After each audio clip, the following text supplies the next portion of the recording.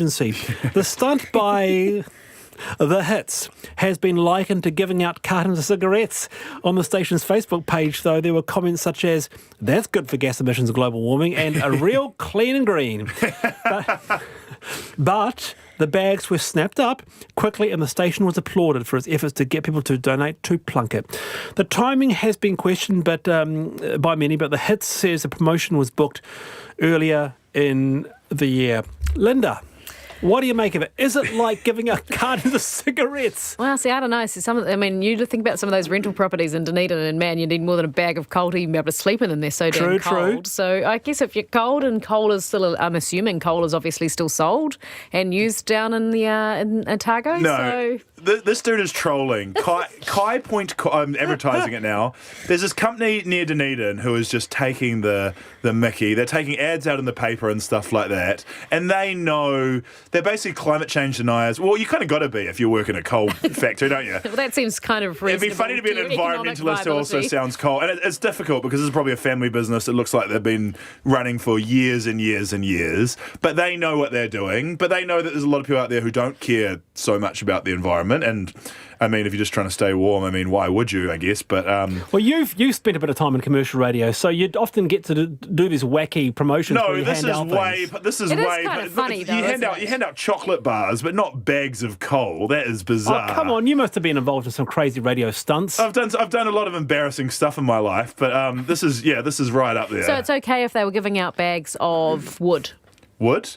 Oh, well, shivers, you put me on the back foot. No, I went for a pop music station. We're not like, that was Britney Spears and here comes some wood. Would you approve if they were giving away heaters? Again, we didn't give any, we gave away like lottery tickets and stuff like that. What so about, nothing is good. Would you approve if they were giving away bottled water? I can't. Oh, Linda's See what I mean? Like, I think actually, like, Go, Linda. They're obviously having poking a bit of fun, and it's only 50 bags, and people are cold. Linda, did you hear? Did you see? It's coal. When I was a kid, dirty, filthy coal. Linda. When I was a kid, we used to get the trailer on the back of the car and go down with Dad to, was it Mary or Mercer, one of those two, and the coal was being pumped out of the ground and would fill up the trailer and we'd go home and burn it all winter. Have you seen a chimney where coal's in the fireplace and seen what comes out of the chimney? Do you know what comes out of the chimney? I've scraped that stuff out, Wallace, as a kid to put on the on the old, And they were the best days of our life. Yeah.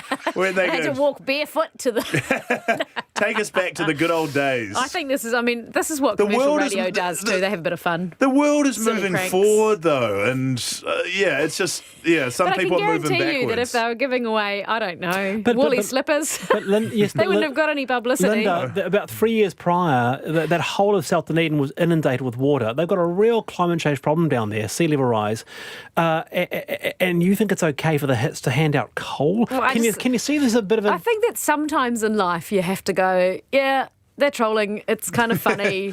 Move on. Yeah. Guy? At least they're giving out something. What's Radio New Zealand giving out, Wallace? You got a tea strainer giveaway happening soon. Wallace out on the corner giving away some cheese knives and tea strainers. It could happen. It'd be good. Try that. That'd be funny. It's not a bad idea. Yeah. Get them branded. Then you can really see how many people use tea strainers judging by the queue around. A lot. Let me tell you right now. What a Friday panel this is. You're both a shocker. Linda Halloran, Guy Williams, thank you very much for being with us. Thanks to Ali Ventura for putting the shows together. Checkpoint next. See ya.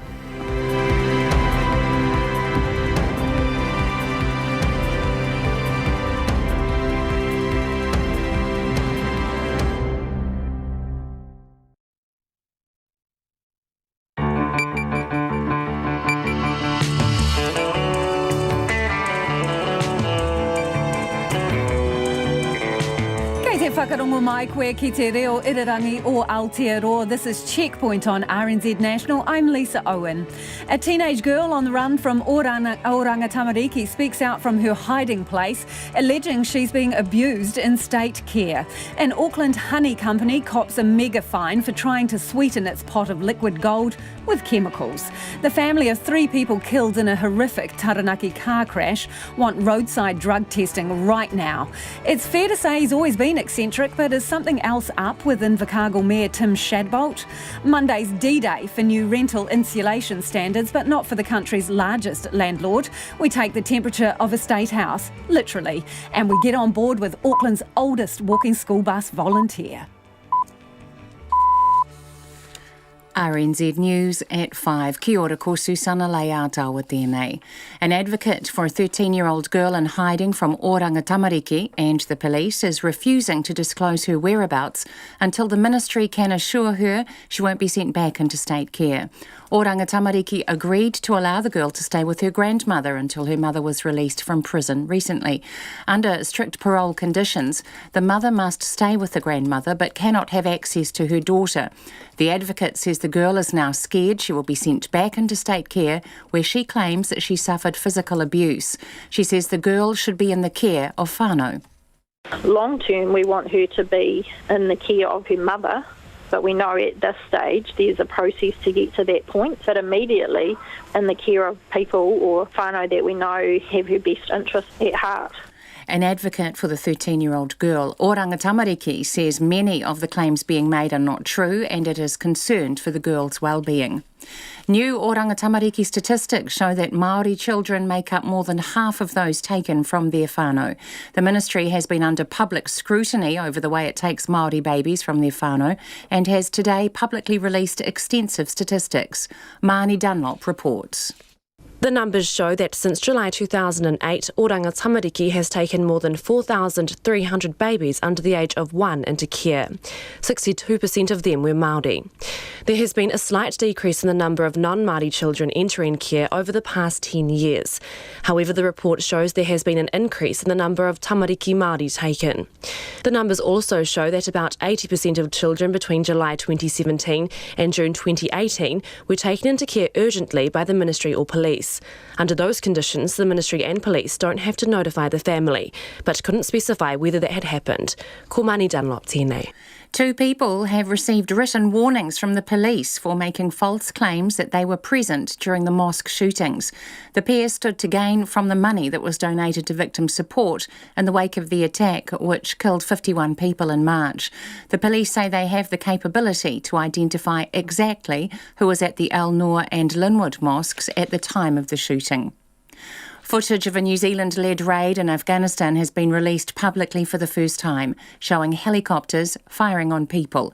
The United States has released the videos to journalist Nikki Hager, who in his book Hit and Run claimed civilians were killed in the botched SAS-led operation. Here's political reporter Joe Moyer. The infrared video from 2 helicopters shows 3 men who don't seem to be armed being shot by explosive rounds while climbing a hill above an Afghan village. Earlier footage shows 2 of the men carrying weapons, which appear to be a rifle and a rocket-propelled grenade launcher. Mr. Hager says 2 of the men were killed on the hill, and the shots fired at the 3rd man heading back to the village likely caused the civilian deaths. He says the Defence Force has never tried to get the information released because it didn't suit them to. But the NZDF says it couldn't release the material as the United States provided it in confidence. From Parliament, Joe Moyer.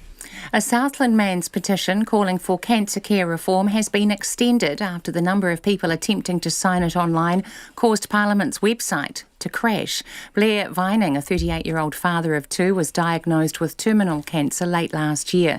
His petition, calling for a national cancer agency, was due to close tonight at 5, but has been extended until July the 7th after it crashed online several times. So far, 70,000 people have signed the petition. The sisters of an elderly Petone pensioner who was beheaded in his home have told the court of their grief and sense of loss. Eugene Baker, who was 42, was sentenced at the High Court in Wellington this morning for the murder of 71-year-old Francis Tyson last November. He will serve at least 17 years behind bars. A victim impact statement from Mr. Tyson's sister, Celia Reynolds, described her visit to the mortuary to identify her brother's body. It was read in court by a victim support worker. Who could only see him through a glass window. A body covered to the neck and 2/3 of his head showing, knowing that it was not attached to his body. Decapitated. Sent chills down my spine. This is my nightmare. A stabbed and headless brother. A statement by Celia Reynolds, the victim's sister. The spat between the sacked Wallaby star Israel Folau and Rugby Australia looks headed for the courts. The two sides were in front of the Fair Work Commission today after Folau was sacked last month for breaching his contract by posting a homophobic comment on social media.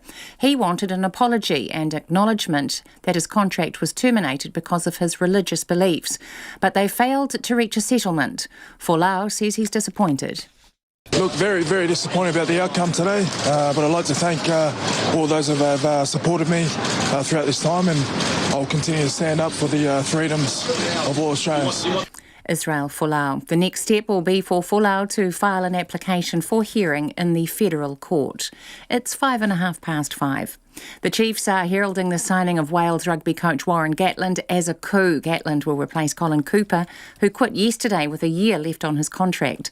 Gatland will join the Chiefs after the World Cup in Japan on a 4-year deal. However, he'll miss 2021 to lead the British and Irish Lions on their tour of South Africa. Chiefs CEO Michael Collins says it wasn't a case of wanting to get Gatland on board and needing to jettison Cooper. Collins made it known that he was going to step down for some time. The news with Warren and the contract is very, very, very fresh, but it got into the public domain. Felt we needed to come out today to stop the speculation and to publicly announce it. We're probably not ready, as you can tell, by not having the coaching team set up around him and everything done. Chiefs CEO Michael Collins. The Silver Ferns coach Nolene Taurua doesn't care who they play in tomorrow's 4-team series final as long as it's a testing encounter. The Ferns were beaten by the national men's team in Auckland last night after a first-up win over an All-Stars side. They play Fiji tonight. With 5 games in the space of 5 days at the World Cup in Liverpool next month, Taurua says the purpose of this tournament is all about intensity. I don't really mind. I think, our overall objective here was getting ourselves ready for the Worlds and the back-to-back games. So by the time we hit Saturday, be 4 games in a row and what the bodies need to feel like and our management of that. Nolene Taurua. That's the news. Tonight on Nights, leading New Zealand guitarist David Long selects the mixtape. Country Life meets a family which has been farming the same land for over 150 years. New bands Open Side and Nomad are our Friday Night Live acts. And Shane Talver introduces us to the element zinc, a key ingredient in brass, so expect a lot of horns in tonight's Sonic Tonic on Nights with me, Brian Crump, after the news at 7 on RNZ National. Now the short forecast from Met Service to midnight tomorrow. For Northland, generally fine weather, however, a few showers in the north and east. For the remainder of the North Island, mainly fine, a few areas of low cloud or fog morning and night. Cloud increasing from Taranaki to Wellington tomorrow. Nelson, Marlborough, Canterbury, Otago and Southland, mainly fine weather but a few areas of low cloud or fog, especially morning and night. High cloud increasing about Southland and Otago tomorrow. Bulla and Westland, mainly fine today, mostly cloudy tomorrow with isolated showers. Fiordland, a few showers in the west, becoming frequent tomorrow. Cloudy periods elsewhere. And Chatham Islands, fine weather. You're with RNZ National. It's coming up to 5:08. Thank you, Susanna. This is Checkpoint and I'm Lisa Owen. Police are hunting for a 13-year-old girl who has gone into hiding from Oranga Tamariki, alleging she's being abused in state care and she wants to be with her whānau. In a video message sent to RNZ, the girl claims she has suffered ongoing abuse at the hands of state caregivers and she wants to live with her grandmother, but Oranga Tamariki won't allow it. Tianiwa Hurahanganui reports. The 13-year-old, who has been in a secret location for 2 days, says she was abused while in state care and doesn't want to go back. Since 2015, my education has been very poor in Oranga Tamariki's care. I have been to school less than half the time. I have been assaulted and verbally abused by caregivers employed by Oranga Tamariki. I've now run away and I'm trying to stay with my nana, but Oranga Tamariki won't allow me to be there. The family say Oranga Tamariki agreed to allow the girl to stay with her grandmother, but the situation changed this week when her mother was released from prison. Under strict parole conditions, the mother must stay with the grandmother but cannot have access to her daughter. An advocate who is helping the family says she won't disclose where the girl is until Oranga Tamariki can assure her she won't be sent back into state care. Only if we have 100% trust with those agencies. They will meet at the table and they will have the best interest for the whānau. Long term, we want her to be in the care of her mother, but we know at this stage there's a process to get to that point. But immediately in the care of people or whānau that we know have her best interest at heart. RNZ has asked Oranga Tamariki about the abuse allegations, but it did not answer the questions. Instead, in a statement, it says many of the claims made are simply untrue, and it is worried about the girl's well-being. We have serious concerns about the well-being and safety of this young girl and have lodged a missing persons notification with the police. And many attempts to work with whānau to find a safe solution for this vulnerable young girl have been challenging, but we're committed to continuing to work with the wider whānau to find a solution for the child. The 13-year-old's mother was convicted 3 years ago of neglect of the girl and her siblings. She knows she won't get her back anytime soon, but says she wants her daughter in a safe place. Well, I want her to be sorted, and I've got to follow my conditions as well because I'm easily to be recalled. But my first and foremost is to make sure she's safe and that she's happy, and I'm wanting to cooperate with OT, but the thing is it feels that they don't have her best interest at heart. And she says she's horrified at the alleged abuse her daughter has suffered while in state care. It just brings me to tears even talking about it because I was in state care myself, and that's how I fell pregnant with her. And I know what goes on and the horrible things that happen to me, but knowing that what she's already gone through as well since being in there is horrendous. She's running away from the home she's been placed in because she's getting abused. The girl's grandmother says she tried to become the girl's legal guardian when the girl told her the abuse had started, but was offered little support from the ministry to take on another child. When started to have this significant abuse, I totally wanted to be her guardian, and we found the trauma that had endured. He was just completely unmanageable. What I wanted is support to try to get it right, and that's all I've ever wanted. That never happened. The grandmother says she raised the abuse allegations with Oranga Tamariki several times, but no action was taken. And it was horrific. She was sleeping in parks 4 out of 7 nights. She was sleeping with men at 12 because she could just walk out of a house under an OT carer. You have raised these concerns with Oranga Tamariki? Over and over and over. Over and over and over. And what action, from your understanding, have they taken? Absolutely nothing. The girl's advocate is meeting with their local MP to discuss the situation and find a way forward. For Checkpoint, I'm Tianiwa Hurihanganui. Footage of a controversial New Zealand-led raid in Afghanistan has been released publicly for the first time, showing people being shot from helicopters. The United States has released videos and documents to the journalist Nikki Hager, who in the book Hit and Run claimed civilians were killed in the botched SAS-led operation. It comes just weeks after Mr Hager's co-author, John Stevenson, told RNZ he now believed there were insurgents in the village during the raid. It also follows the withdrawal of Afghan villagers from the government inquiry after becoming completely disillusioned with the process. Our political reporter Joe Moyer reports. The previously secret footage shows 3 men, not visibly armed, being fired at while climbing a hill. 2 of the men are killed on the hill, and a third, now injured man, appears to head back down the hill where he is shot at while huddled among the village's buildings. Earlier footage shows 2 of the men carrying weapons, appearing to be a rifle and a rocket-propelled grenade launcher.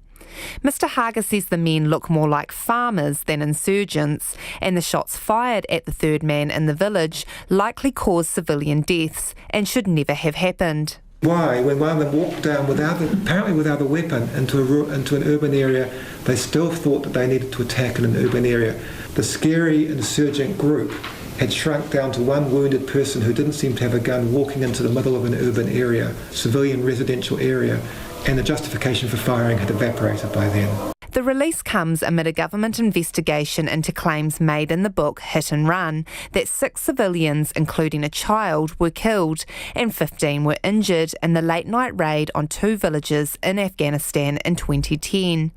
The inquiry was provided the classified material by the Defence Force some time ago and received the declassified version from the US last week, but held off publishing it at Mr Hager's request.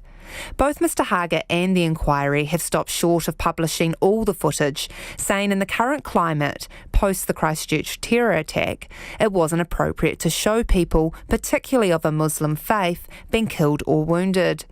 Mr Haga says the Defence Force's version of events is that insurgents were seen gathering weapons and villagers present were being used as human shields. Clearly something happened that led to these reports. The Defence Force wasn't just making up that completely. The video was shown in private screenings to politicians, and the Attorney-General, David Parker, referred to this as he launched the Operation Burnham inquiry, stating there, quote, "Footage suggests there was a group of armed individuals in the village. Since NZDF has refused to show this evidence, it's remained a mystery that needs to be explained." Mr Haga says the Defence Force had claimed it was impossible to release the information to the public. How come we, as two little people in New Zealand, could write a letter under the Freedom of Information Act and get this information, and the Defence Force, which is a close ally, couldn't? I just don't believe it. I don't think they tried hard, and I think it suited them not to get the information out. But the Defence Force says it couldn't release the material as it was provided it by the US in confidence, and its formal request to release it was declined. A spokesperson for the US Embassy has confirmed that further footage relevant to Operation Burnham remains publicly unavailable due to concerns it may undermine future operations. From Parliament for Checkpoint, Joe Moyer. It's 16 minutes past 5 and you're with Checkpoint on RNZ National. A family who lost 3 people in a horrific car crash near Waverley almost 1 year ago say it's time for the government to stop dragging its feet on roadside drug testing. 7 died when a driver high on synthetic cannabis crossed the centre line and collided with another vehicle a few kilometres north of the town. The family's call comes after the coroner, Tim Scott, released his report today, adding his voice to what he describes as a groundswell of support for such testing. Our Taranaki Whanganui reporter Robin Martin has more. Shelley Porteous says her family is one of about 70 who have lost a loved one to a drug-impaired driver in New Zealand in the last year. Her husband Len lost his parents Ian and Rosalie Porteous and an aunt, Aura Keane, when a car driven by Jeremy Thompson crossed the centre line and crashed into the vehicle they were travelling in a couple of kilometres north of Waverley. 4 other people died, including 2 children, one of which was Mr Thompson's baby girl, Shady. The sole survivor of the horror smash, Annie Nohi, told a coronial hearing that Mr Thompson, her partner, had smoked at least 3 cones of synthetic cannabis before the crash, and he was described as way gone by a staff member at the Hawera McDonald's drive-through. He was later found to have traces of THC and 2 chemicals linked to synthetic drugs in his blood. Ms Porteous believes if roadside drug testing had been in place, her family members may still be alive today. The driver of the other vehicle had 100 demerit points, so he'd obviously been pulled up by police before, so we just sort of feel that if there was saliva testing in place, then possibly he may not have been on the roads that day. It's just needless deaths that just don't need to happen on our roads. Ms Porteous says it's significant that Mr Scott has come out in favour of roadside drug testing. We were really pleased to see the coroner supports that. We think it's really important that this gets put in place. I guess we're just really frustrated with the government and we just want something done about it, and we don't want to keep delaying it so that more families are having to go through what we're going through. The government has called for public submissions on a discussion document on roadside drug testing. Issues it grapples with include whether it will be possible to measure impairment or only the presence of a drug, and whether synthetic drugs can be detected at all. Moves to decriminalise cannabis also sit awkwardly in the background. Ms Porteous says New Zealand should take its lead from overseas. I just think we're not the country pioneering this. So there's, the UK, Australia has been doing it for 15 years, and Canada does it. So we're not pioneering this. So it can't be rocket science. Get some experts in, get something put in place, put some time frames in place for us so we know that they do take this seriously and that something's being done. Ms Porteous says in Canada the police are given additional training so that when a swab returns a negative result, they still have the confidence to take a driver off the road for further testing. Logan Porteous is Ian and Rosalie's youngest son. Speaking from Melbourne, he says there's a way around the problem of roadside testing for synthetics. Maybe 1 in every 10 tests, send it off to a lab. and in the lab it'll test for everything. So the people out there that are drug driving and using synthetic cannabis, that will actually get picked up at a lab. On the side of the road with a swab, it is limited, but at a lab, more things can be tested. Karen Dow's son Matthew was killed by a drug-impaired driver on New Year's Eve 2017. Ms Dow presented a petition calling for roadside drug testing to Parliament in May, timed to coincide with what would have been Matthew's 25th birthday. She says the government's discussion document is another unnecessary delay. It's really another stalling tactic. It's so airy-fairy, the whole document, on which is the best way to approach this. Are people's rights being infringed? Is it time-consuming? Is it costly? Is it this? Is it that? Ms Dow says the government should just get on with the job. Was there a discussion document put out to the public to implement seatbelts? No. Was a discussion document put out to the public for child restraints? No, because it saves people's lives and the government decided that was the right thing to do. I see this as no different. It's no different than altering drug alcohol testing. It saves people's lives. Meanwhile, Ms Porteous says her family won't be able to put the deaths of Ian, Rosalie and Aura behind them until roadside drug testing is introduced. This is really tough on us as a family, and it's really tough having to fight this, and it's very emotional, and we just want to move on, and we can't move on until the government says they're going to do something about it. In his report, Tim Scott also found it was unfortunate that Annie Nohi had not stopped Jeremy Thompson driving and that the McDonald's staff had not reported his condition to police. Ms Porteous says her family doesn't hold a grudge against the McDonald's workers. But we do ask that if people do see people in vehicles that are obviously under the influence of drugs, that they ring star 555. It's so important that they do that. And once they've done that, they know they can carry on with their day and know that they've addressed it. You don't want to be put in that poor girl's position and find out, the next day that someone's been killed on the road. Submissions on the government's discussion document on roadside drug testing ended at 5 p.m. today. I Taranaki mo te hōtaka o te ahi ponei, ko Robin Martinaho. So what's going on with Invercargill's long-standing mayor, Sir Tim Shadbolt? Some councillors have raised concerns this week that the city's mayor is struggling to follow what's going on in council meetings, losing his place and is often going off on tangents, they say. We set up an interview with the mayor today to hear his side of the story, but a few hours before that interview, his executive assistant called to explain urgent business had cropped up. Undeterred, we sent our reporter Logan Church out onto the streets of Invercargill to see if he could find him. We're here in Invercargill trying to find the mayor, Sir Tim Shadbolt. We had an interview planned for this afternoon, but he cancelled last minute. But hey, it's a small town, let's see if we can go find him. I voted for him before and I'll vote for him again. You think so? You'll vote yes, for him I again? Think so, yes. He's been the mayor for quite a long time here, almost 20 consecutive years. So they tell me, yes. Is that too long? If he's capable of doing the job, he can only improve with age. Like an old cheese? Yes, or an old Getting wine. riper with age. Yeah. But he's got charisma and he knows what he's talking about, but people are putting in year after year, so maybe you'll give him this year too. Because he's been mayor for, 20 consecutive years now. Is that too long? It's far too long. You're right, new blood in it. Yeah, the whole thing. He smiles a lot, and that's good. I don't really know what he does, but he seems pretty cool to me, I guess. I mean, he's been mayor for a long time, and there must be a reason for that. Not sure what that reason is, but I've got nothing against him. He's done a good job for the place, and he's got a good sense, a bit of humour about him. But I've been reading what's going on in the paper, but... What do you make of what's going on in the paper? Well, I don't know if you can read, I don't know enough about it, so you don't know who to believe, do you? Do you think there's a bit of confusion? Seems to be a bit of confusion, yeah. But he has been here a long time, but give him another year, I reckon. You'd vote for him this year? Yeah, I'll vote for him, yeah. Why is that? Oh, I just like him. I don't really know. I have talked to him, but I don't know him, but, Do you think 20 years is too long? Could 20 consecutive years as mayor?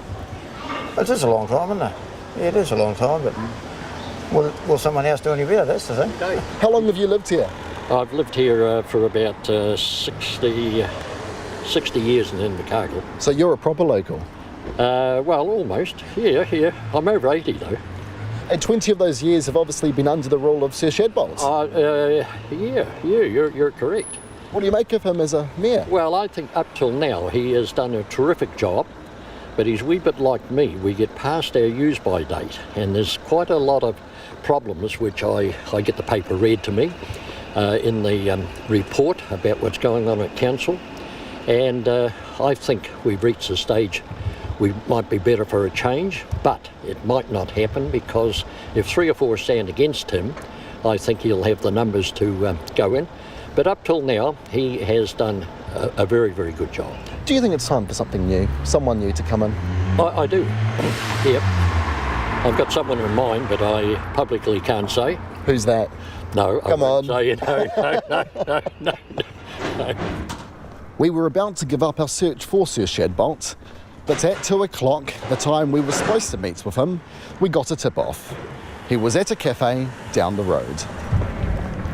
Mr. Shadbolt, how are you going? Very good. Logan from Checkpoint, how are you going? Oh, good. You cancelled our interview request today. Yeah, sorry about that. Why is that? Just a whole lot of stuff. I'm going to Hobart. Oh, what are you doing in Hobart? So I'm speaking at a local government conference. Oh, no. Well, can I ask you a few quick questions now? Oh, we've got to go. We've got a school pick-up. I'll miss the plane otherwise. Oh, I see. Well, what time's your plane, sir? Well, can I ask you very quickly? No, you have to go? Okay. Well, thank you for your time. All the best. See ya. And we'll have more on this story a little later in the program. It's been called a major coup for New Zealand rugby. The signing of Wales coach Warren Gatland looks set to give the Chiefs a boost when he joins the side next year. The Super Rugby franchise confirmed Gatland will take over after the World Cup in Japan.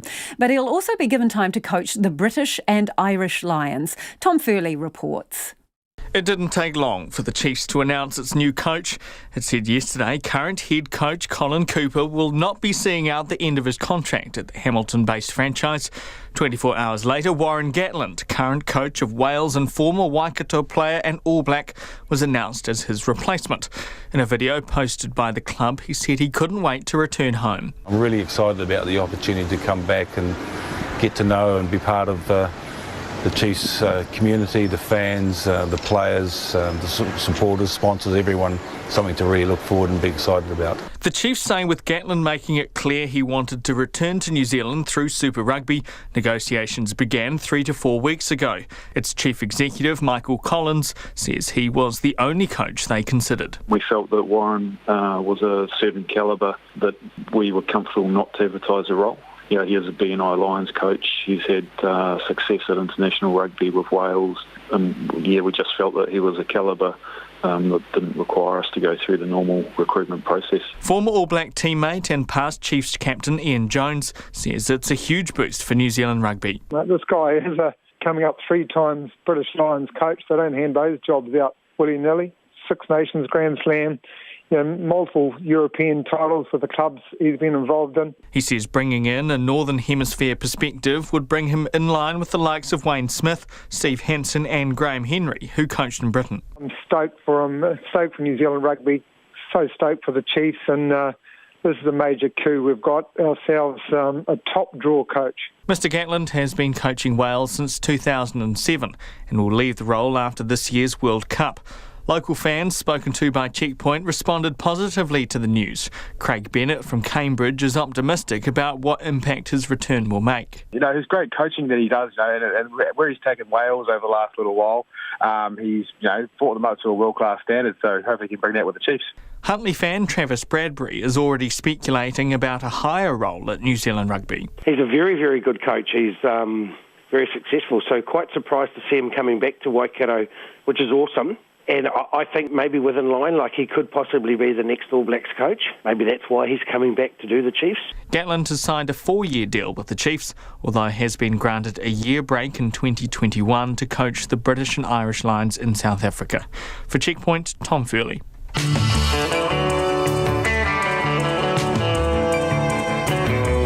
Coming up on Checkpoint on RNZ National. Monday's D-Day for new rental insulation standards, but not for the country's largest landlord, the government. So Checkpoint takes the temperature of a state house, literally. And we meet Auckland's oldest walking school bus volunteer. He is a tidy 80 years old. Let us know your thoughts on anything you've heard on the program today. You can text us on 2101. You can tweet us at Checkpoint RNZ or send us an email, checkpoint@rnz.co.nz. But right now, Susanna's standing very by with the headlines. The United States has released to journalist Nikki Hager footage of a New Zealand-led raid in Afghanistan which shows helicopters firing on people. A book Mr Hager co-authored claims civilians were killed in the botched SAS-led operation in 2010. The infrared video shows apparently unarmed men being shot while climbing a hill above an Afghan village. Earlier, 2 of them seemed to be carrying weapons. Mr Hager says 2 of the men were killed on the hill, and the shots fired at the 3rd man heading back to the village likely caused the civilian deaths. New figures from Oranga Tamariki show Māori children make up most of those taken from their whānau. The ministry's statistics show that since July 2008, Oranga Tamariki has taken into care more than 4,300 babies under the age of 1, 62% of them Māori. The figures also show that in the year to June 2018, about 80% of children were taken urgently by the ministry or the police. In such cases, family doesn't have to be told. The family of 2 of the 7 people killed in last year's horrific Waverley crash are welcoming a coroner's support for bringing in roadside drug testing. In his report, Tim Scott found Jeremy Thompson was impaired by drugs when the vehicle he was driving crossed the centre line and hit an oncoming car. Shelley Porteous says the coroner's report reinforces her family's message that it's time the government stopped dragging its feet on roadside drug testing. A lockdown of several schools and early learning centres in northern Christchurch has now been lifted.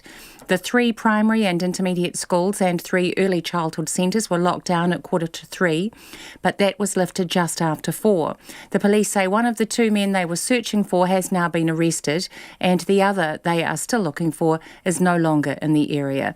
Those are the latest news headlines from RNZ National. Our next news and weather update is at 6. Thanks, Susanna. This is Checkpoint and I'm Lisa Owen. Business time now with Madison Reedy. Madison, you come bearing a survey of a different kind to yesterday. So this one is consumer confidence. Are we feeling, sparkier? Well, apparently we actually are coming into the weekend. Yes, this one says so. So consumer confidence rose 3 points in the month of June to a measure of 123. Now, that's actually above the historical average. Now, consumers say that they're feeling more optimistic about the state of their own finances, the size of their own wallets, but also about the state of the country's economy as well. They also feel better about the future of all of those things too. Now, economists say that consumers seem to be defying the odds of a softening housing market and a softening and slowing New Zealand economy. Now, that's probably because they're feeling pretty good about things like low unemployment, so a pretty strong labour market, and also historically low interest rates and mortgage rates at the moment. Now, actually, when you look into the detail, a net 40% of consumers that were spoken to in this survey, they do think that it's a good time to buy a big ticket item, something like a couch or a TV for your house, but that's actually dropped off marginally from the month before, but it is still pretty strong. So economists imagine that will keep spending up at a pretty good level, which should be good news for business. Now, if you remember yesterday when I spoke to you about business confidence, yet another survey, businesses are actually feeling more pessimistic. Now, in that survey, especially retailers were feeling the most pessimistic among all of the business sectors. Now, that seems to be quite a mismatch, because when you look at consumer confidence, if consumers are saying, look, we feel pretty good at the moment, we're looking to spend a bit more, then you would imagine that businesses, especially retailers, would be feeling pretty good. But they both can't be right. Well, one of them has to be wrong. It's a 50-50 here, but regardless, that's not the case. There is this mismatch, and that's probably because of squeezed margins is what economists are putting it down to. So the increased cost of doing business has risen in this country, and they are struggling to pass that on to consumers and making them wear the cost, so they're taking the hit financially, so they say. Hey, Fonterra, now it's set to pocket off an investment. What's the details of that? Fonterra, last year in March, it invested in a protein nutrition startup that sold protein shakes online in Europe called Foodspring. Now, today it announced that it's actually looking to sell that, and it's selling it to the United States confectionery giant Mars, which is actually the manufacturer of things like M&Ms, interestingly. Now, Mars has set up its own subsidiary called Mars Edge to try and launch into this whole health and wellness market that is obviously booming at the moment. Now, Fonterra expects to make a gain off the sale of that investment. Even after just having it for about 15 months, they're expecting to pocket $64 million off that. And they do say that they're going to keep supplying their whey protein to Foodspring, but they're also going to eye other opportunities in the wellness market, which they expect to be about worth $200 billion globally. So they're pretty keen to get a slice of that pie. Yeah, a lot of zeros there. Speaking of which, let's take a quick canter around the markets. What have we got? No zeros tonight, actually. The NZX Top 50 index closed at another record high. So it closed up 0.7%. That's a rise of 70 points to close at 10,501. The New Zealand dollar, that's buying at just under 67 US cents, 70.1 to the Australian and 52.9 British pence. Fantastic. Thanks, Madison. Madison Reedy with your business news. Now, as the deadline closes in for the government's healthy homes standards, families living in state homes say more than extra insulation is needed to keep their children warm and healthy. As of Monday, ceiling and underfloor insulation will be compulsory in all rental homes, with further standards around ventilation and heating to come into effect in July 2021. But that timeline doesn't apply to Housing New Zealand, the country's biggest landlord, which has an extra 2 years to bring homes up to scratch. Now, housing advocates say that's not good enough, and the government needs to lead by example by making its homes warm and dry ahead of private rentals, not years after. Our cameraman, Nick Monroe, and reporter Nita Blake-Person filed this report. The sun's just rising in the South Auckland suburb of Clendon, and the temperature here is hovering around a cool 4 degrees. The birds are up, but it's a slow start to the day for many as the bitter cold permeates homes and bones. In this 2-bedroom Housing New Zealand home, mattresses are being packed away from the lounge where people have been sleeping. 6 children and their parents live here. Mum Sarah says the extra bodies bring no warmth to the freezing cold and cramped conditions. It's like if you're talking like right now, as if you're blowing out a smoke. But yeah, it's just like waking up outside. As the kids pour cereal for breakfast, streams of water pour down the kitchen windows. They've been cracked open to provide some ventilation, and the freezing winter air is flowing in. A thermometer shows the temperature in the bedroom is 9 degrees. It's slightly warmer in the lounge at 10 degrees. Would that be how warm it usually feels, or do you reckon it gets even colder in here? No, it gets even colder. This is nothing. Sarah, which is not her real name, has been living in this home with her family for the past 5 years. Mouldy curtains have had to be pulled down, and the bedding is now wrapped in plastic to protect it from rotting. I had blankets in here, and this is why I wrapped them with this. I ended up chucking them in the rubbish because they all molded up. The walls drip. There are cracks in them. It really depends on how heavy the rain is. Yeah. Yeah. The water comes right through the ceiling. It comes through right through the ceiling. I'll have to get a bucket to just leave it there for whenever the rain stops. Some parts so fragile it only takes one of her toddlers to lean on the wall to make it crumble. I think it's rotting, it's dented.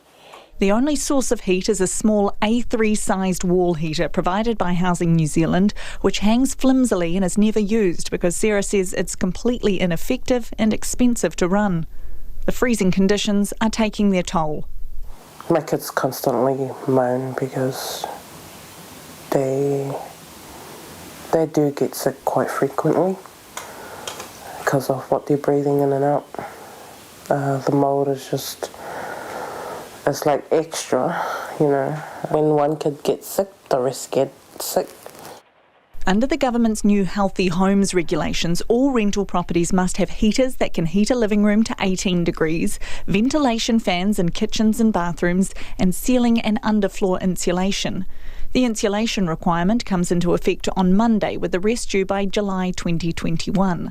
But that deadline doesn't apply to Housing New Zealand homes, which have an extension until 2023. If we want to change these homes, why not move the more vulnerable to the head of the queue? That's going to have significant benefits for large numbers of people, more vulnerable people, and often in overcrowded situations, so additional benefits. Andrew Eagles is the head of the New Zealand Green Building Council. He says Housing New Zealand, the country's largest landlord, needs to move quicker. If we really want to look at a vision for healthy, warm, dry homes for New Zealanders, that one way to meet that and to really hit that target and be powerful is to lead. So I think it could be significantly better. Housing New Zealand says Sarah's home has been through its warm and dry program, and with carpeted bedrooms and living room, limited thermal curtains, range hood and extractor fans, as well as ceiling and floor insulation, it meets current standards. But Ricardo Menendez of Auckland Action Against Poverty says if that's what a compliant home looks like, it's not acceptable. This is your standard Housing New Zealand home where, despite having a degree of insulation, by design the home becomes damp, cold, and unfortunately a source of health conditions for the families who live there. The reality is that throughout the country our homes are just not up to standard, and insulation itself alone won't cut it. We need the government to act with urgency to start making homes warmer, putting heat pumps, and also just addressing the new homes that are being built to ensure they're not like this in the future. Sarah and her family have had enough. She's requested a transfer to keep her children warm and safe, but has been waiting more than 10 months for the move. I honestly think that they don't care. Yeah. Because if they cared enough, they would have came and, fixed up the house. But they kept dragging it, It's around 9 a.m. when the first rays of sun arrive in Sarah's home. It's the only heating the house will get all day. Sarah says she's sick of being cold and cramped, but she isn't expecting things to change anytime soon. I have to put up with it, only because I have no other choice. And it is about 19 minutes away from 6. If you are listening to that, you can see Nita's piece online and the dripping windows inside that house. Let us know what you think. Should the government have longer to get its state houses up to scratch, or should people who are our most vulnerable expect to live in healthy, warm homes? Do they need to get cracking on this? Let us know what you think. It's 2101 on the text. You can tweet us at Checkpoint RNZ, or you can email checkpoint@rnz.co.nz. If you're just joining us, this is Checkpoint and I'm Lisa Owen. And let's stick with that housing theme. The new Housing Minister, Megan Woods, is promising a new approach to KiwiBuild under her watch. But she's keeping mum on the details. The role was stripped from the flailing Phil Twyford yesterday and split between a team of 5 ministers, including Mr Twyford, but headed up by Dr Woods. Industry players say the reshuffle offers a glimmer of hope for the housing sector. Here's our Deputy Political Editor, Craig McCulloch. Megan Woods has been brought in as a fresh set of eyes to do what Phil Twyford couldn't, sort out the housing crisis and turn around KiwiBuild. But if she has a grand plan at the moment, she's keeping it quiet. Less than 24 hours in. I've still got a lot of reading to do and a lot of getting up to speed to do. KiwiBuild has been under review for some 5 months, sent back to the drawing board after the government admitted it would not meet its short-term targets. 1,000 houses were supposed to have been finished by Monday.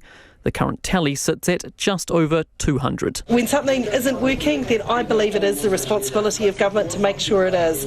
This is too important to too many New Zealanders for us not to deliver. And it's too important for us to give up on.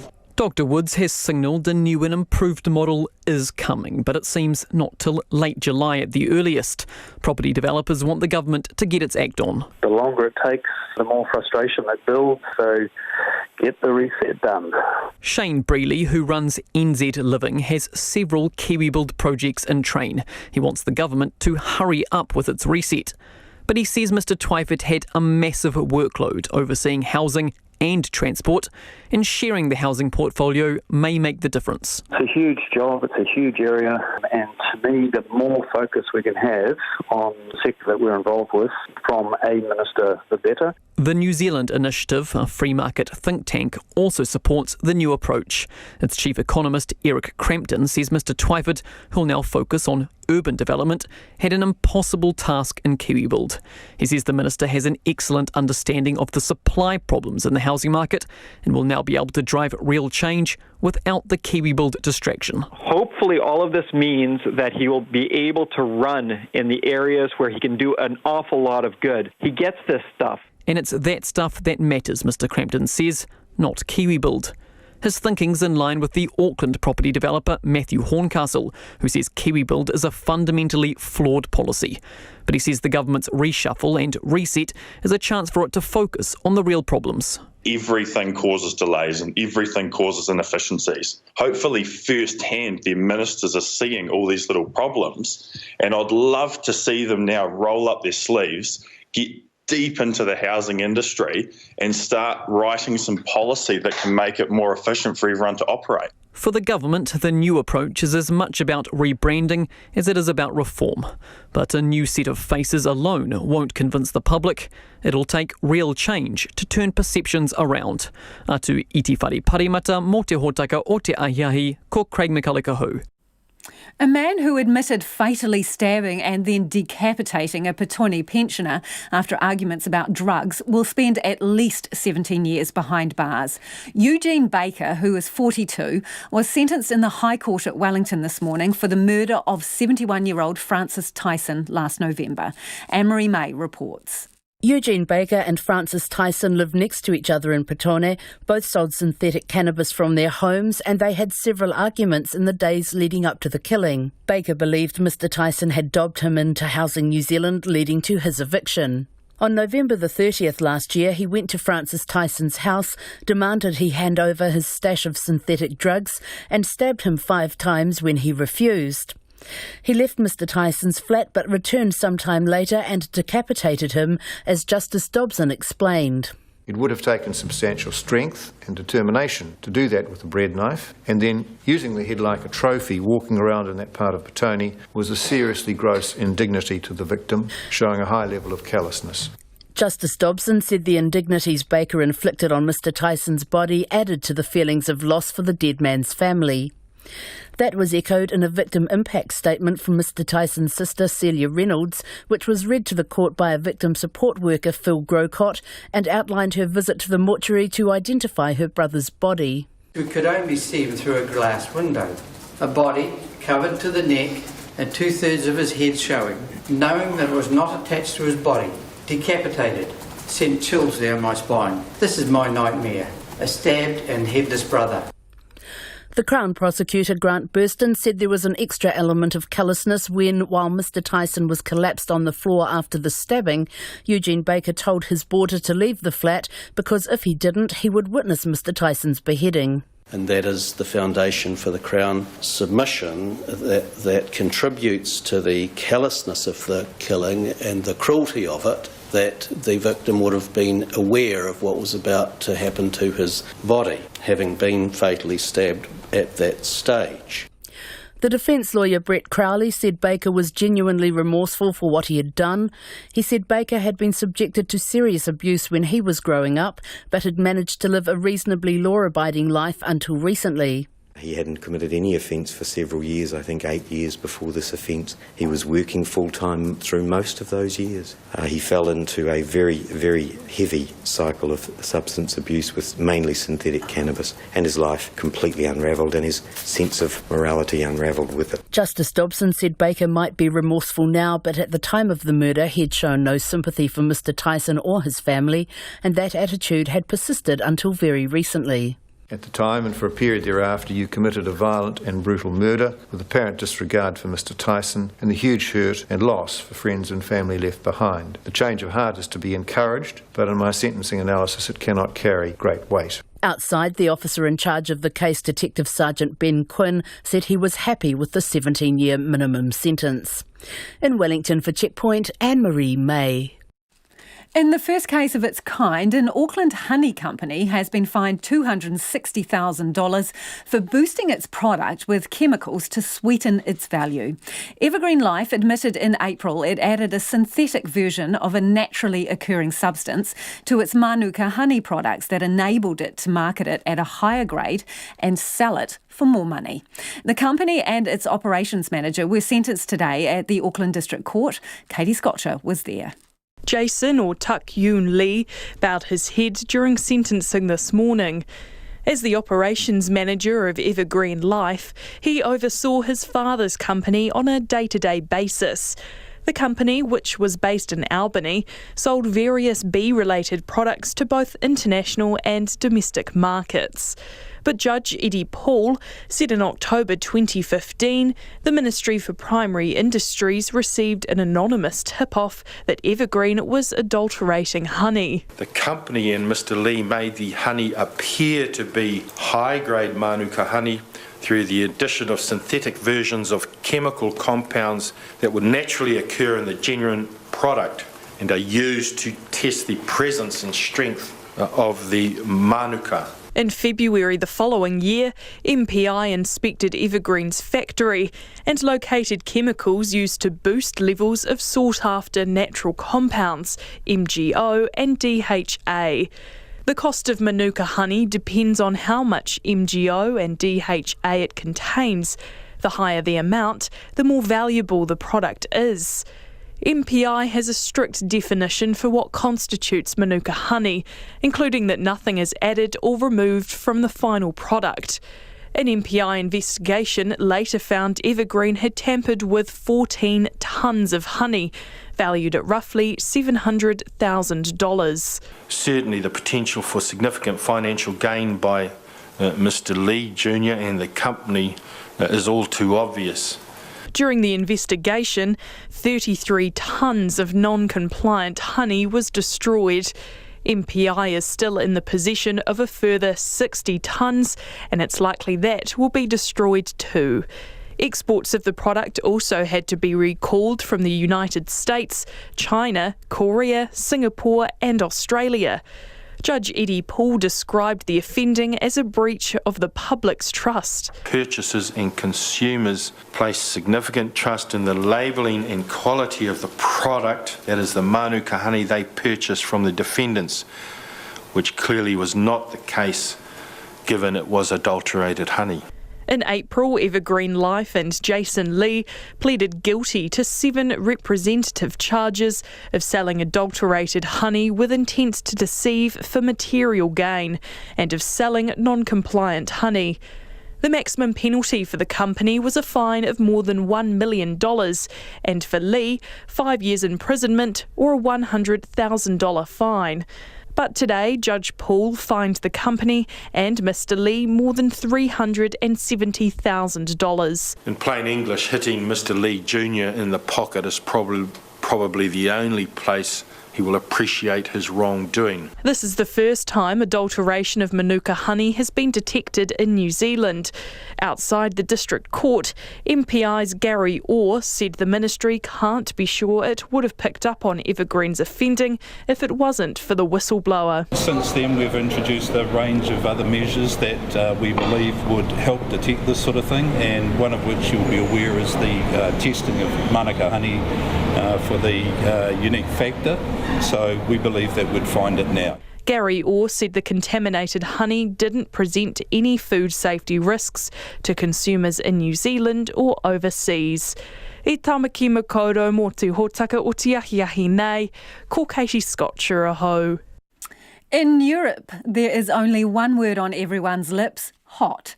Much of the continent is in the grips of an intense heat wave, and it's set to get even hotter later today and tomorrow. Countries such as France, Spain and Switzerland are expecting temperatures above 40 degrees. Germany, Poland and the Czech Republic have already recorded their highest temperatures for June. And the heat has set off raging wildfires across Catalonia in Spain. The BBC's Lucy Williamson has more. This was the heatwave's first strike. Wildfires in Spain's northern forests Fanned by strong winds, they've already burnt through 10,000 acres, outpacing fire crews who work through the night to contain them. Across the border in France, officials ordered practice drills in forests here. Emergency measures are in place across the country, national exams postponed, hospitals and care homes on high alert, and hundreds of schools closed. With record-breaking temperatures predicted, 4 regions have been put on red alert, the first time a heat wave has triggered France's highest weather warning. And being out of the sun doesn't necessarily mean being out of the heat. Temperatures on the Paris metro can reach 38 degrees. I'm 75 years old. It's very hot. What can we do? Just put up with it. It's hot everywhere, on public transport. I think the train companies and public officials aren't doing enough. Despite the discomfort, these few hot days aren't expected to cause the kind of health crisis France has seen in the past. Some have accused the government of acting like a nanny state, with politicians scrambling to show they're prepared. As one paper put it this morning, ministers no longer risk being interviewed in leisure wear by their pool. The Paris mayor has mapped out cool spaces around the city, including France's most famous gallery, the Louvre. On display in its marble halls, the art of centuries. Outside, simply the art of keeping cool. The BBC's Lucy Williamson. An 860-hectare mountain bike park worth about $22 million has been gifted to the New Zealand public. An international investor has transferred the land south of Nelson to the Department of Conservation. Wondering why? Well, you wouldn't be the only one. Our reporter Tracy Neal was at today's handing over ceremony and filed this report.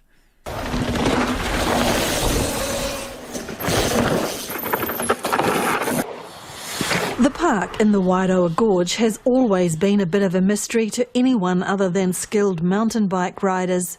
Paul Jennings of the Nelson Mountain Bike Club says riders from around the country and overseas call it the best handmade bike park in the world.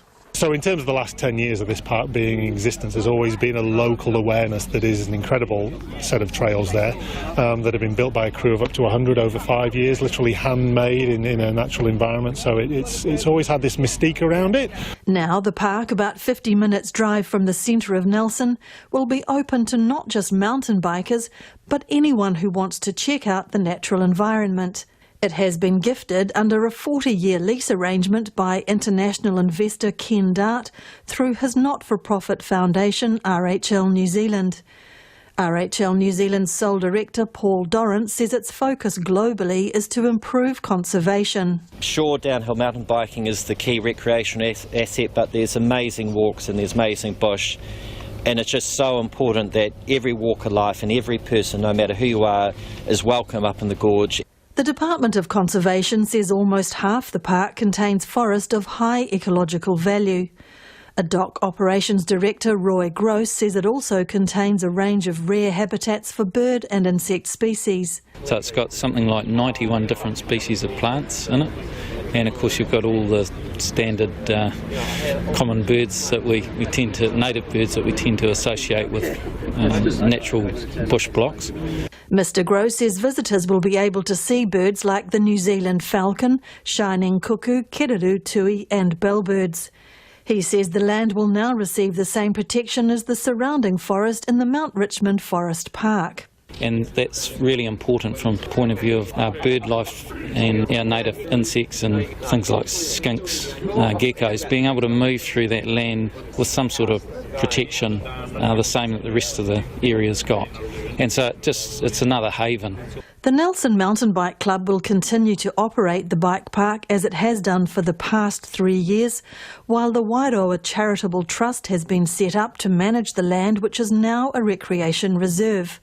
Paul Dorrance says creating a legacy for all New Zealanders is central to how it's been set up.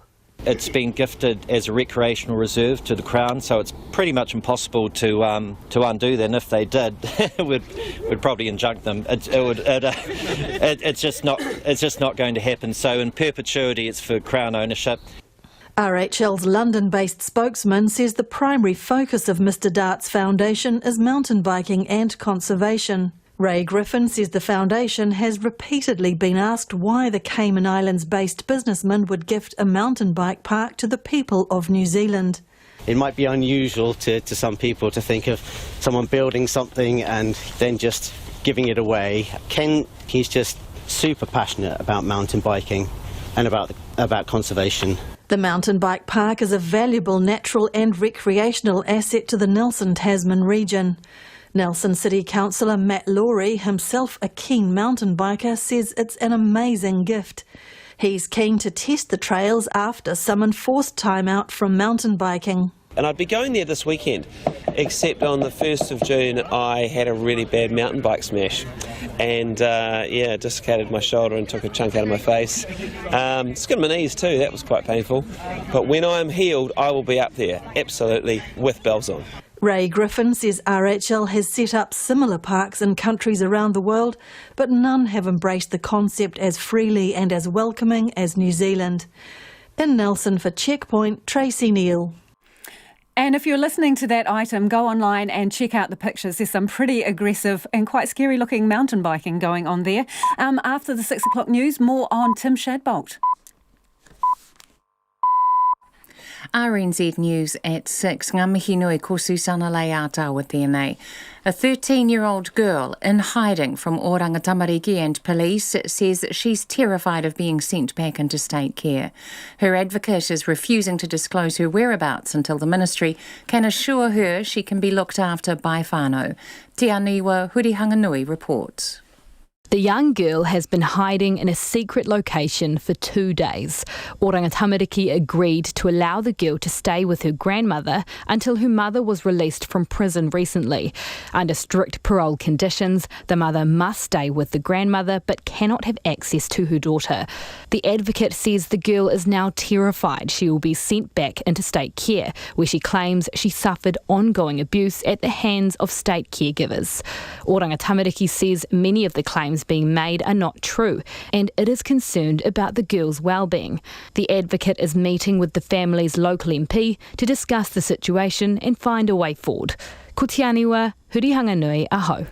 The Children's Commissioner says Oranga Tamariki statistics emphasise the urgent need to address the increase of children taken into state care. Statistics released today show that Māori children make up more than half of those taken from their whānau. The numbers show that since July 2008, Oranga Tamariki has taken more than 4,300 babies under the age of 1 into care. 62% of them were Māori. The Children's Commissioner, Judge Andrew Beecroft, says although the numbers aren't new, they paint a picture of the reality facing whānau Māori. That went on for decades, and I think all of us who were involved share some of the blame for that.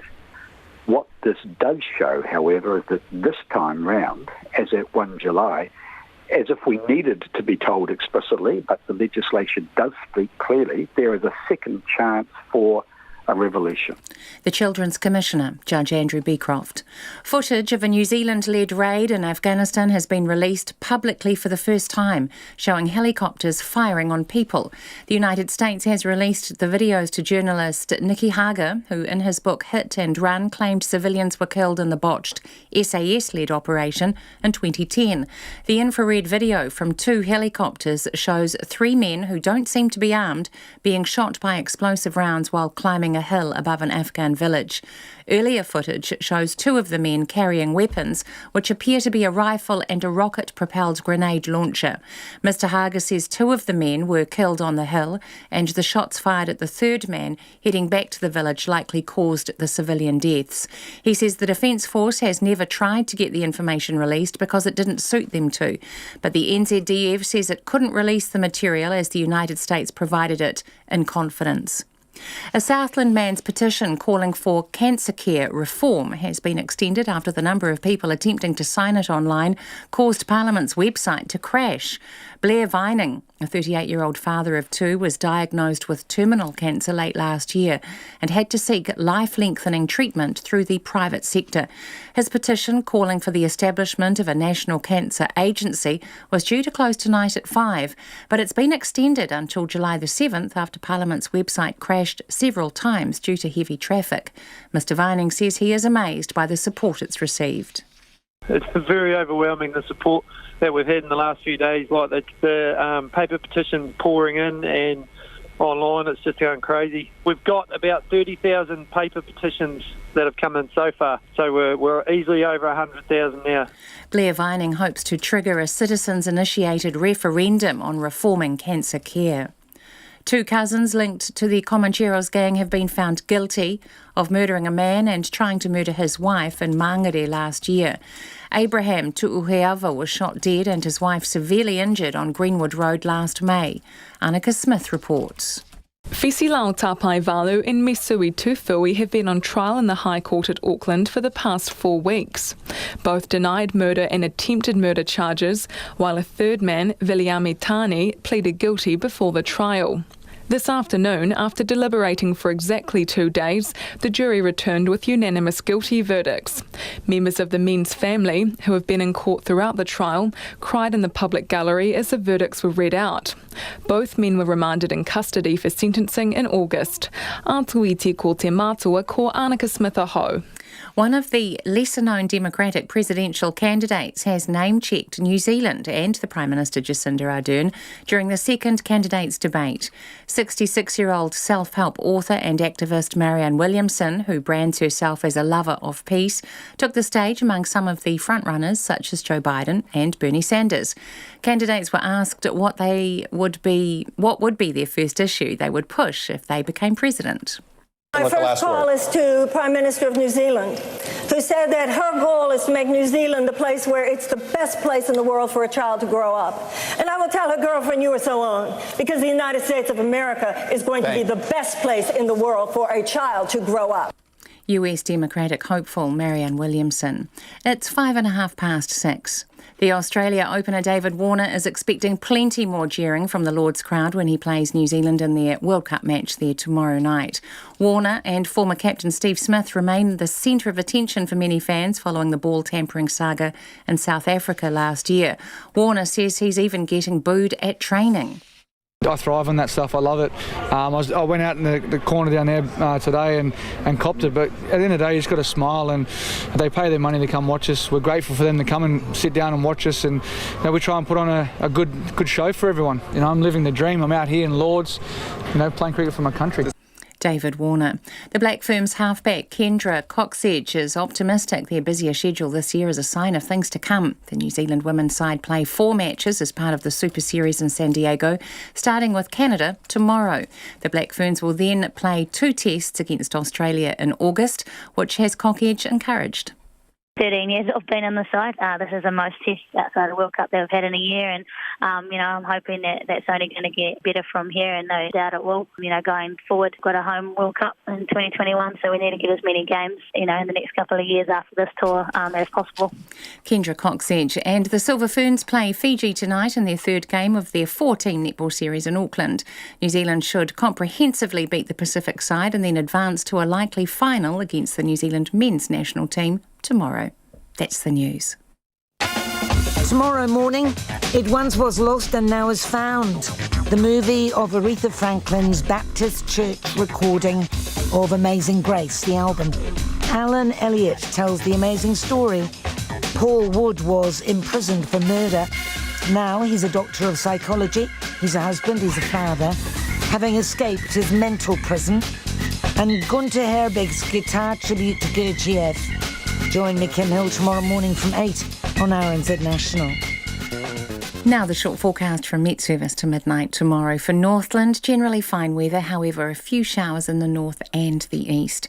For the remainder of the North Island, mainly fine weather, a few areas of low cloud or fog morning and night, cloud increasing from Taranaki to Wellington tomorrow.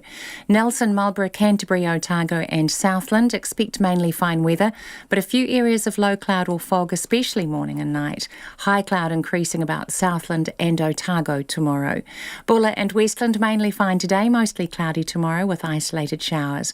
Fiordland, a few showers in the west, becoming frequent tomorrow, cloudy periods elsewhere. Chatham Islands, fine weather. You're with RNZ National.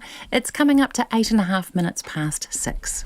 Thanks, Susanna. If you're just joining us, this is Checkpoint and I'm Lisa Owen. In breaking news, the secondary teachers have voted to accept the government's pay offer.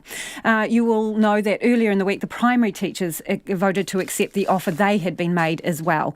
The PPTA president, Jack Boyle, says, "I have heard from members about their passion for the profession and their concerns that the offer was not what they expected to address workload or secondary teacher shortages. It was, however, a step forward."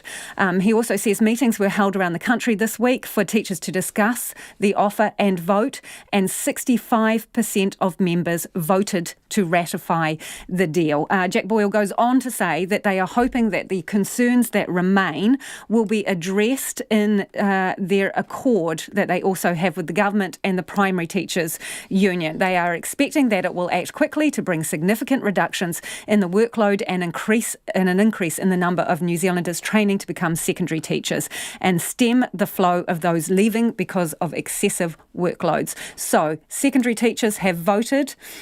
65% of them voted to ratify the deal most recently offered by the government. So that means both primary and intermediate and secondary teachers have all settled their pay claims this week. Now, 2 cousins linked to the Comancheros have been found guilty of murdering a man and trying to murder his wife in Mangere.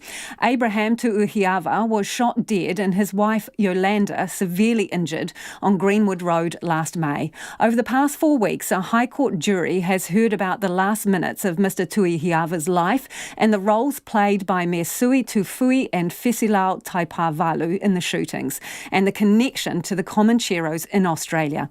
Annika Smith was in court today and I asked her what happened when the verdict was delivered. So the public gallery has been filled with family members from both sides throughout the entire trial, so the whole 4 weeks. And when the verdicts were read out, some of them started to cry. There'd been some younger children there as well, and it was quite a sad sort of atmosphere, but the 2 men themselves remained really stoic. They just stared straight ahead as the guilty verdicts for murder and attempted murder for each of them were read out. Yeah, so just remind us, what's the background to this case? So the Crown's case is that these 2 men, cousins, had helped another cousin, Viliami Tani, who had earlier pleaded guilty to murder and attempted murder, in luring the Tuuhiavas to Greenwood Road in Mangere that night, that they knew of Tani's plan to shoot them and murder them, and by default they were criminally liable. Yeah, because they knew exactly what his plan was. They knew his plan to kill them. The Crown's case was never that they pulled the trigger. Tani had pleaded guilty to that. It was that they knew of his plan and were present and ready to assist him, and so they're equally as guilty. Right. So, in hearing all the details of this, what have we learnt about connections with the Comancheros in Australia? Because this is a motorcycle gang, right? Yeah, we would have heard of the Comancheros a lot over the past 4 weeks, and that's because they came into the Crown's case being the motivation for this shooting. The court had heard that it was a potential hit ordered by the Comancheros in Australia on Abraham Tuuhiava, and there were several elements to this theory made up of 2 parts, 2 meetings actually on the night of the shooting and then later that night. So the jury had heard that the 3 men had gone to McDonald's in South Auckland, one of the restaurants, and had met Abraham that night. That Tani had got out of the car, had chatted away to him and got back into the car. Now, Tufui had told police that he heard Tani call someone on Snapchat shortly after that, saying, "What's the go with the Nomads?" which is another gang. Abraham Tuuhiava was a Patch Nomads member, and he had told police that the person on the other end had an Australian accent. So that's how Australia comes into it. The second meeting that was of importance was one at Buckland's Beach, where Tana again got out of the car, walked off into the darkness, came back 5 minutes later, and Tufui had told police that later driving off, Tana had leant over to Taipavalu and said, so let me just check my notes to make sure I get this right, said that had been given the green light, and then later said that's the guy that's making money off the Como's name and we're going to put him to sleep. So thus forms the theory that this had potentially was given the green light from Australia, and we are where we are today. That it was some kind of hit, basically. Yeah. And what happens next? Because I'm also interested in the wife who was severely injured. She was shot several times in the head, wasn't she? Yeah, she was shot 4 times in total, twice in the arm and 2 times in the head. Obviously, incredibly serious injuries, but miraculously did survive. Her husband died really quickly, but she crawled over to the side, the roadside, so motorists could see her. And this all time-wise supposedly happened around midnight, so she would have been lying in the grass for some time. Obviously incredibly traumatic thing to happen, and she was spotted by a motorist early the next day. She gave evidence in this trial from an undisclosed location via audio-visual link, and it's quite interesting because she was there that night and she did see quite a bit. That's sort of her evidence is how we know what we know from what happened that night, but she struggled to remember things at times. Obviously, she was shot twice in the head and actually still has a bullet lodged in her brain. Surgeons weren't able to take it out without that posing a threat to her life. So she's still recovering. And the next step is that the men will come back to court in August for sentencing. And that's our court reporter, Annika Smith. It is almost 6:15 and you're with Checkpoint on RNZ National. Sad and unfortunate are some of the words used to describe the performance of Invercargill Mayor Tim Shadbolt. But is it just election year fighting? Concerns have surfaced this week that the city's mayor is struggling to follow what's happening in council meetings and is often going off on tangents with some of his colleagues, saying he's becoming a burden. But Councillor Leslie Soper insists it's not an election year ploy. He's losing his place in the agenda. He's going off at tangents that are not relevant to what's on the agenda. He's not managing. He's often confused about where we are in the agenda, and needs to be brought back to where things are at and what the discussion is about. Several times he's been uncertain about what's being voted on. That's all unfortunate, but it is clear to anyone attending the meetings that his performance has slipped. Here's the thing, if I was in a council meeting, my mind would wander as well. I'd probably be confused about what you were voting on every now and again too. Is it more than that? Is it more than your mind wandering off for a minute? It's not every now and then. It is happening with increasing frequency. And look, there are 12 diverse individuals on council with strong personal views.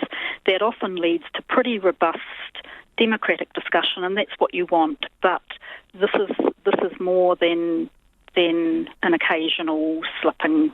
This is losing track of the agenda and the role of the chairperson of meetings.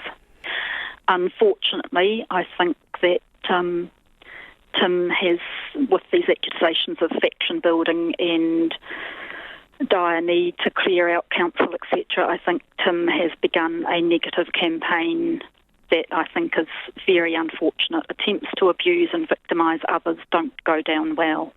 So have you taken him aside and just had a quiet chat and said, well, hey, is everything okay? At various times, most have probably tried to ask Tim various questions. And? I don't think because of Tim's privacy that it's worth taking that line any further. I'm sorry, Lisa.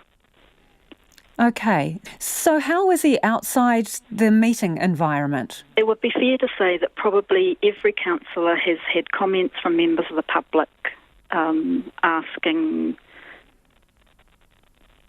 how Tim is, whether there's something that we know of that he doesn't seem to be performing as well as he used to, etc.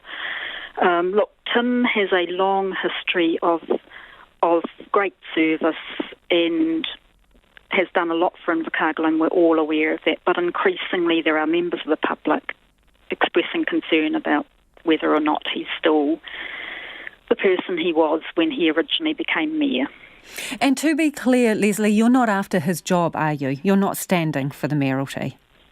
No, I am not standing for the mayoralty, Lisa. I am nominating again as a councillor, and I have had a number of members of the public ask if I will be nominating for the Southern District Health Board. I used to be the Deputy Chair of the Southland District Health Board, but it is far more likely that I will nominate for the Health Board and the Council than I will ever nominate for Mayor. No, I am not standing for Mayor. The thing is, Mayor Shadbolt has said that a bunch of the people who are criticising him do want his job, and that's what's driving it. Do you think he's right? No, I don't. There are two councillors who have quite openly indicated, and they have both told the Mayor that they will be nominating for the mayoralty, but to say that there are a bunch of other councillors is just not accurate.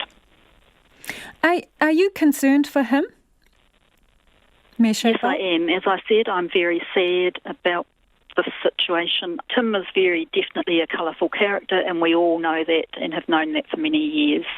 This is beyond that particular aspect of his personality.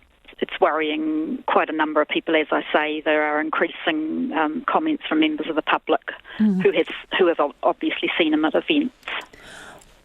What, if anything, have you done about this? Have you talked to anyone within council? I don't just mean other councillors. Is there any avenue for you to take your concerns?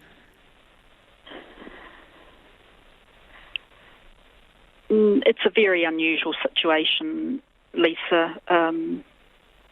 Apart from speaking to the individual, there is really no formal avenue for such matters. Bottom line, is Tim Shadbolt still getting the job done? At the moment, I think we have to often struggle at council meetings to make sure they come to effective conclusions, and Tim's leadership style is not helping to make that easy. So is that a no then? His performance is not up to scratch? That's me saying it's difficult to keep the meetings on track, and councillors shouldn't be in the role of having to assist to the extent that we're having to. Now, that was Leslie Soper, a councillor, and Mayor Shadbolt's office has responded in a statement saying, I'm in optimal health, no medical conditions, absolutely running for mayor this year. And criticisms are obviously a politically driven smear campaign. And Tim Shadbolt says, I do not intend to feed the mudslinging by conducting any more interviews on the matter. The semi-finals have arrived in Super Rugby, and the big question is, can anyone stop a Crusaders three-peat? The defending champions host the Hurricanes in Christchurch tomorrow night after the Jaguars take on the Brumbies in Buenos Aires tomorrow morning. Rugby reporter Joe Porter gauges the Canes' chances of causing a boil-over. Ripped away and kicked into Hutch. Game is over. Crusaders win a ninth title. The Crusaders marched to their 9th Super Rugby title last year, successfully defending their crown, and they're heavy favourites to do so again. Coach Scott Robertson is confident there'll be no complacency against the Canes and All Black flanker Adi Savea, who he describes as the most dangerous player in the competition. Clearly the best player in Super Rugby, Adi is. He's a power athlete. His ability to dig deep, and you can see how many games he's won for them this year, and his ability to make big plays at critical times is amazing. So now how good they can be on their day, and they've won a lot of tight games this year, and their experience counts, so it's going to be a hell of a match. The Hurricanes have less external expectations, though it would be easy to be overawed by a Crusaders team who've beaten them twice already this season and haven't lost at home in 29 games. These are the matches that boys have been turning up in pre-season since November 4. It's been in the calendar for a long time. Everyone wants to play these matches, so nothing in the past has any influence on this match in the weekend. It's us versus Crusaders on Saturday night, and that's our focus. The Hurricanes' utility back Geordie Barrett believes they can kick the champions off their Christchurch throne, and he's been preaching self-belief. Yeah, it's massive. Look, when your back's against the wall going down to Christchurch when, I don't know, the 120 odd on the trot, there's only one way to go. You've got to walk towards it. The battle between Geordie's brother, All Black First Five Bowden Barrett, and heir to the throne Richie Mo'unga is set to be a cracker. The Crusaders' assistant coach Ronan O'Gara says while Barrett is rightly viewed as New Zealand's best 10, he believes Mo'unga is ready to usurp the king. I'd be a big admirer of Bowden Barrett, fantastic player, he's a competitor. We have Richie who's been on top of his game for a long time and is looking to dethrone Bodie, but Bodie has the advantage that he's a superstar test level. But I think Richie can get to that space, so it makes for an exciting game. But the first fives will only be able to stamp their influence if their team wins the battle up front, and here the Crusaders have an obvious edge with 7 All Blacks in their pack. O'Gara says if the Hurricanes forwards are going backwards, Barrett won't be nearly as dangerous, and he's keen for the Crusaders to starve him of possession. You need to win up front. It's as simple as that. If you win collisions, if you win the gain line, no matter how good you are as a 10, your time is diminished significantly, and our boys have done a good job in that regard. O'Gara is right. The Hurricanes are rank outsiders at the bookies and will need a near-perfect performance from everyone. It's hard to see anything other than history repeating, with the Crusaders expected to move one win closer to a three-peat of Super Rugby titles. Mō te hōtaka o te ahi pōnei, ko Joe Porter aho. And a change of gears. Age is no barrier for Jeff Tish, who at 80 is the oldest walking school bus volunteer in Auckland. Every Monday morning, a group of kids wait with their parents at the first walking school bus stop for Jeff and another volunteer to walk them to Birkenhead Primary on the North Shore. He also walks them home on Tuesday with his wife Linda. He's been doing this for 10 years and says it keeps him connected with the younger generation. Amy Williams joined the bus one day. Walking school bus drivers wear bright yellow vests and clip children's paper bus tickets each time they walk to school. It's just like a normal bus, except children walk along a designated route under the supervision of adult volunteers. Most volunteers are parents, but Jeff Tish started out as a grandparent a decade ago. When his grandchildren moved away 2 years ago, he stayed on because he enjoys it so much. I really love growing up with the children and seeing them change and getting to know my neighbourhood, really.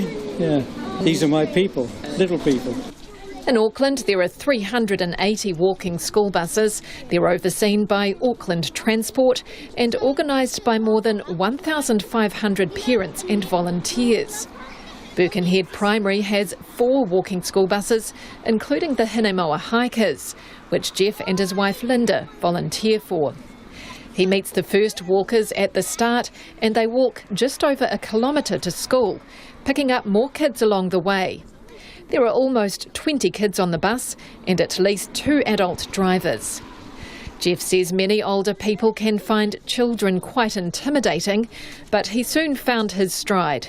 So I thought the children should march to school and all in line, and so it wasn't like that at all. So that can be quite intimidating, and I think older people do find younger people intimidating. But the more you're with them, the more you realise there's an amazing intelligence at work, and there's amazing creativity and a lust for life that sometimes us older people forget. The kids on Jeff's walking school bus say they appreciate his commitment and kindness. He always does the walking school bus when it's raining, and when it's winter he does it, or he won't stop. He keeps us safe while walking, and he talks to a lot of children. I think it's pretty cool, and I quite like that he's stuck with the walking school bus for so long. Sometimes we call him Dumbledore because he's got such a white beard and long beard, because Dumbledore has a very long beard too. Does he like that? Yeah, sort of, sometimes. Jeff started growing a beard a year ago and says he likes the nickname Dumbledore. Well, yes, so that's a kind of an honour, as I remember Dumbledore and Harry Potter. Parent Katrina King organises Birkenhead Primary School's walking school buses and says it's great that Jeff remained a volunteer with the walking school bus when his grandchildren moved on, and the kids love having him in their community. Ms King would like to see more people get involved in school communities. There should be more opportunities in schools for retired people, older people in the community to get involved, not just with walking school buses, but potentially reading programs, because they've got so much to give. So it's fantastic that they can be involved. Auckland Transport promotes walking school buses as a means to reduce the number of cars on the road and provide exercise for children in a fun and social way. Its Community Transport Manager, Claire Dixon, says although they don't actively promote bus duties for retirees, it is a good match. She says the agency's running a pilot for a new walking school bus in South Auckland, where the volunteers are not parents, but keen hikers from a local group, the Walking Samoans. For Checkpoint, this is Amy Williams. Now, in breaking news, a search is underway for a plane with one person missing in Canterbury. The Rescue Coordination Centre says the missing aircraft is being piloted by the chief flying instructor at Rangiora. The pilot was due back at 1:30 p.m. today, but hasn't returned. To repeat that, a search is underway for a plane with one person that is missing in Canterbury. It seems to have originated from somewhere near Rangiora. That is all we have time for this evening, but quickly before we go, let's get to some of your feedback on the story that Nita Blake-Person did with Nick Munro earlier in the programme about insulation and healthy homes. State houses aren't needing to get up to scratch as quickly as private rentals. This person says, just heard your article from Sarah re her cold housing situation. We are a first world country. No family should have to put up with those horrendous conditions. How sad are we to allow the government to perpetuate such dire conditions on vulnerable families? Hey, thanks for joining us today. Remember, you can look at all of our stories online on our Facebook page and on the web, especially some of the picture stories. You can see Dumbledore on the walking school bus. See you Monday.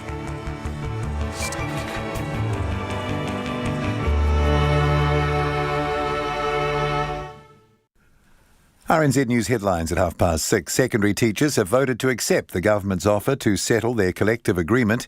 A 13-year-old girl in hiding from Oranga Tamariki and police says she's terrified of being sent back into state care. The Children's Commissioner says newly released Oranga Tamariki statistics stress the urgency of addressing the increase in children taken into state care. And the Transport Agency has suspended GJ Auto Services and Tyres in Auckland and Kerikeri Auto House from doing warrant of fitness inspections. Those are the headlines. Our next news will be at 7 o'clock.